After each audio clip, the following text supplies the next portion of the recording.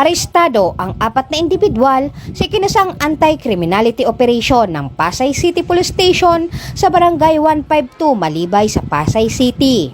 Isa-isang kinilala ng pulisya ang mga naarestong sospek na sina alias Harold, alias Jason, alias Raymond at alias Ryan. Naaktuhan di umano ang mga ito na naglalaro ng sugal na humantong sa pagkakarecover ng 2 dice at mga perang ginamit sa pagsusugal, kasama rin ang nakumpiskang 2 maliit na pakete ng hinihinalang shabu na may malaking halaga. Nasa kustodiya na ngayon ng pulisya ang mga naarestong sospek na nahaharap sa kasong Presidential Decree No. 1602 o Illegal Gambling at Section 11 Article 2 ng Republic Act 9165 o Comprehensive Dangerous Drug Act of 2002. Mula dito sa Metro Manila, ako po ang inyong PNN correspondent, Patrol Woman Ivy Corporal, alagad ng batas, tagataguyod ng Balitang Pulis.